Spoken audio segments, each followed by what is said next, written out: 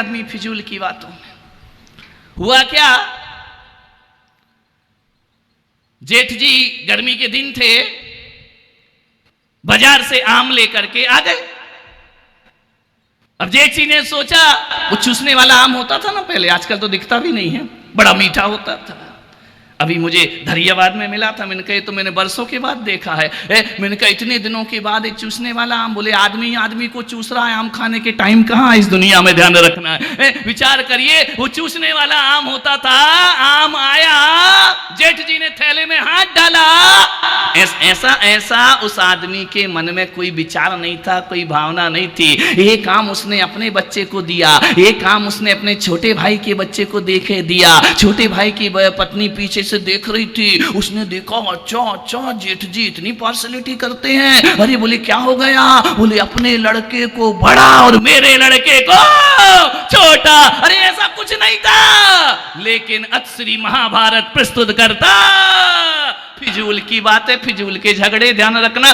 बड़े और छोटे आम पे झगड़ा हो गया, बड़ा अपने को दे दिया, छोटे मेरे बच्चे को दे रहा, आम छीना, लड़ाई प्रारंभ। ध्यान रखना, फालतू की 90% बातें ऐसी हैं जिनका लड़ने का कोई औचित्य नहीं होता है, लेकिन आदमी उन्हीं बातों पे लड़ जाया करता है। एक जगह मेरा चतुर्मास हो रहा था, सवेरे सवेरे हम भक्ति पाठ पढ़ रहे थे। पाठ पढ़ते पढ़ते बड़ी जोर जोर से पड़ोस से आवाज आई। अरे मैंने कहा क्या हो गया? मैंने महाराज को कहा, मैंने माता जी को कहा कि देखो कैसी लड़ाई की आवाज आ रही है, बड़ा शोर मच रहा है। मैंने कहा ऐसा तो नहीं सुबह सुबह किसी ने टीवी चालू कर दिया हो? मैंने कहा देखो देखो, झांक करके देखा, दीवार थी, वहां पे दो पति पत्नी लड़ रहे थे, आपस में झगड़ा कर रहे थे। अरे मैंने कहा क्या चल रहा है देखो तो। बोले महाराज ये दूरदर्शन नहीं है, पास दर्शन है। मैंने कहा क्या हुआ? बोले पति पत्नी झगड़ रहे। अरे यार, मैंने कहा 5 बजे सवेरे काय को झगड़ रहे, लड़ रहे हैं, फिजूल की बातों पे झगड़ा है। मैंने जाकर के देखा, मैंने कहा हम पाठ कर रहे, भक्ति कर रहे, भगवान का ध्यान कर रहे, तुम इतने जोर जोर से झगड़ा क्यों कर रहे? बोले महाराज रुको रुको रुको, आपके कान में आवाज चली गई। मैंने कहा नहीं, मैं तो बहरा हूं, मुझे सुनाई थोड़ी देता है। तो बोले मैंने कहा ये बताओ झगड़ क्यों रहे हो सवेरे सवेरे? बोले महाराज 50 बार इस औरत को कहा है सुधर जा। मैंने कहा रात भर क्या कर रहे थे? वो लड़ी रहे थे, सवेरा हो गए, हम क्या कर सकते, झगड़ा ही चल रहा था। 50 बार मैंने इससे कहा मेरा बेटा डॉक्टर बनेगा। देख काय का झगड़ा हो रहा है। दुकान से आया, हारा तका, मेरा बेटा डॉक्टर बनेगा। पत्नी ने कहा बच्चा मैंने भी पैदा किया है, मेरा बेटा वकील बनेगा। अब बताओ, डॉक्टर और वकील पे झगड़े हो रहे, रात भर लड़े फिजूल के झगड़े। मैंने कहा एक बात बताओ, जरा बच्चे से भी तो पूछ लो कि वो क्या बनेगा। बोले हाँ यार, ये तो पूछे ही नहीं बच्चे से। मैंने कहा बुलाओ बच्चे को। पति ने पत्नी की तरफ देखा, पत्नी ने पति की तरफ देखा, दोनों को हंसी आ गई। बोले बच्चा तो अभी पैदा ही नहीं हुआ है। अब बताओ, झगड़े देखो, फिजूल के झगड़े, भविष्य के झगड़े। बच्चा पैदा नहीं हुआ है, झगड़ा शुरू। सास बहू में झगड़े हो गए, मलाई यहीं खाई जाएगी, बहू ने कहा पीहर जाएगी, कुछ भी कर लो मलाई पीहर जाएगी। सास ने कहा मलाई यहीं खाई जाएगी। इतने लड़े कि मारपीट की नौबत आ गई, बाल पकड़ने की नौबत आ गई। ससुर जी आए, ससुर जी ने कहा अरे कल मुही क्यों लड़ रही हो इतनी जोर जोर से? बोले तुम शांत रहो, मलाई यहीं रहेगी। बहू ने कहा मलाई पीहर जाएगी, चाहे दुनिया इधर की। ससुर ने कहा यार तुम मलाई का कटोरा लेके आओ, मैं बताता हूँ मलाई कहाँ जाएगी। पता चला सास बहू ने देखा, बोले नहीं हम लोग तो प्लान कर रहे थे कि भैंस खरीदना है, अभी भैंस नहीं आई है, झगड़ा मलाई पे हो रहा है, ध्यान रखना। मान्यवर कितने झगड़े तुम्हारे फिजूल के, कुछ लेना देना नहीं है उनसे। मुल्ला नसरुद्दीन दिल्ली जा रहा था उदयपुर से, पत्नी गुलाबों को कहा कि कमाल को बुला। उसका लड़का कमाल था, जैसे ही आया 3-4 जमाए। पत्नी ने कहा कि सुबह सुबह क्यों मार रहा है? बोले तू चुप रहे, इसको मारने दे। बोले क्यों? बोले मैं दिल्ली जा रहा हूं, 8 दिन बाद लौटूंगा। अरे तो बोले जाते समय बाप प्यार करता है, हाय हेलो करता, गले से लगाता है, तू पीट रहा है। बोले आज इसको जी भर के पीट लेने दे। बोले क्यों? बोले 8 दिन में यहां रहूंगा नहीं। तो बोले मार क्यों रहा है? बोले कल रिजल्ट आएगा। समझ गए कि ऐसी बातें आपको डायरेक्ट समझ में आ रही है। कल रिजल्ट आएगा और ये पक्का फेल होगा, तो मैं रहूंगा नहीं तो इसको मारेगा कौन? ध्यान रखना, भविष्य के झगड़े फोकट के झगड़े। मान्यवर बातें हंसने की नहीं, बातें जिंदगी की है। लड़ाई झगड़े होने के बाद एकांत में बैठ करके सोचना ये बात लड़ने जैसी थी या नहीं थी। आवेश में आदमी कुछ भी बोलता है, बोलता नहीं है, बड़बड़ाता है, बकबक करता है। ध्यान रखिए, फिजूल के लड़ाई झगड़े हमारे घरों में। मान्यवर एक मेरा भक्त है, इतने झगड़े हुए पति पत्नी में, इतने झगड़े। बच्चा आया कि महाराज मेरी मम्मी पापा रोज लड़ते, मैं क्या करूं? एक पति पत्नी से मैंने पूछा कि क्यों रे तुम लोग लड़ते क्यों हो? बोले लड़ते हैं तो प्यार रहता है। परिभाषाएं भी तो देखो ऐसे ऐसे। बोले लड़ेंगे नहीं तो प्यार नहीं होगा। मैंने पत्नी से पूछा कि ये क्या माजरा है? बोले सही कह रहा है, लड़ेंगे तो प्यार होगा, नहीं लड़ेंगे तो प्यार नहीं होगा। अरे मैंने कहा ऐसे कैसे? बोले महाराज आप नहीं समझोगे, आपने शादी करी, हमने कहा नहीं करी, तुम्हारे देख देख के ही नहीं करी मैंने, तो ध्यान रखना है। तो बोले महाराज लड़ेंगे तो प्यार रहेगा। मैंने कहा प्यार कैसे रहेगा?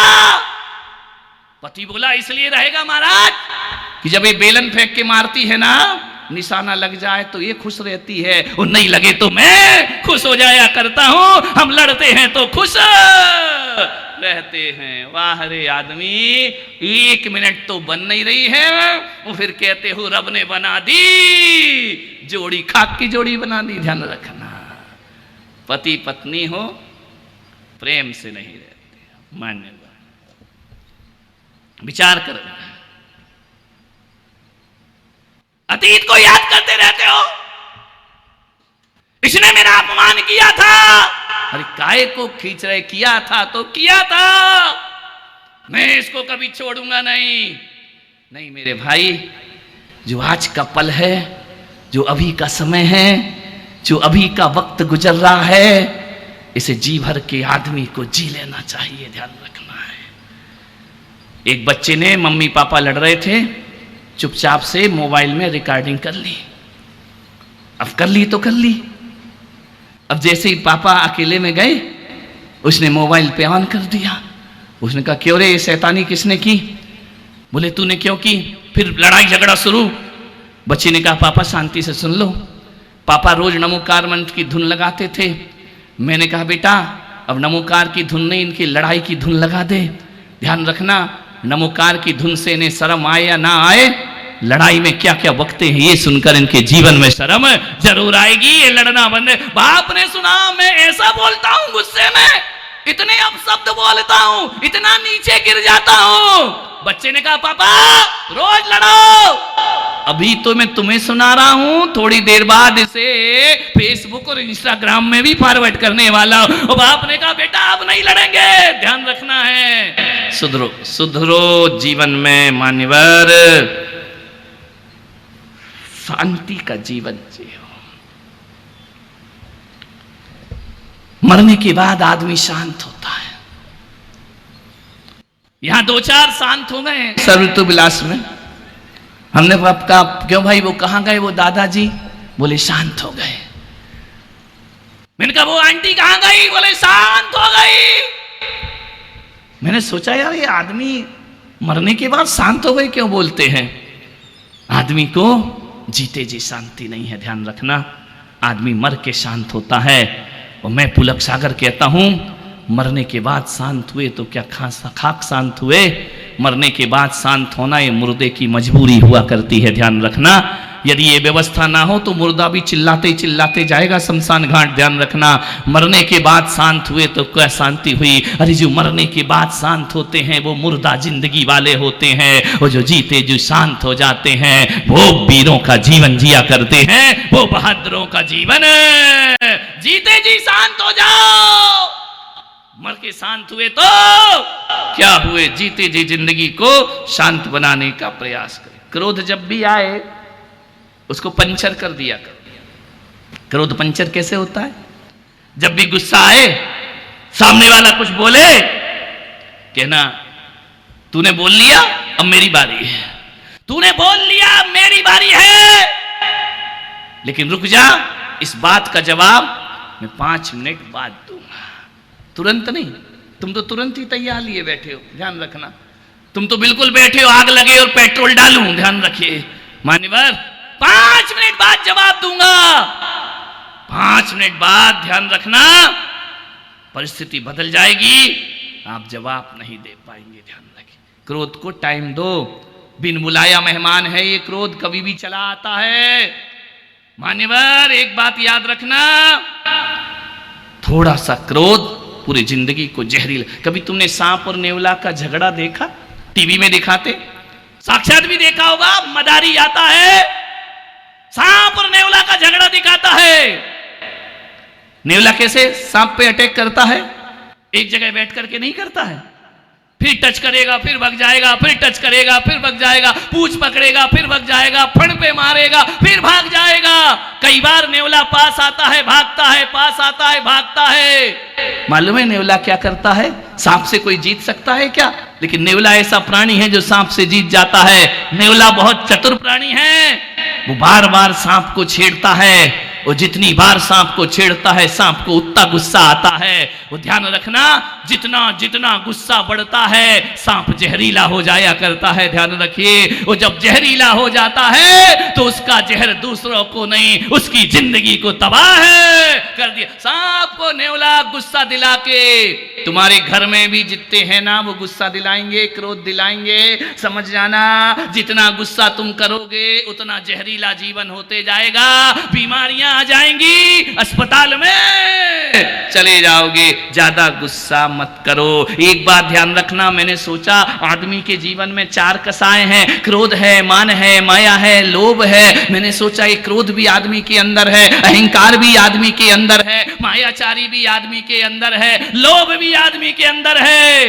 ये 4 रोग जब तक हैं अस्पताल तुम्हारा कभी छूटने वाला नहीं है, ध्यान रखिए। ज्यादा क्रोध करोगे, ज्यादा क्रोध करोगे ब्रेन हेमरेज होगा, ध्यान रखना। ज्यादा गुस्सा नहीं करने का, जितना क्रोध होगा नस फट जाएगी, ब्रेन हेमरेज हो जाएगा।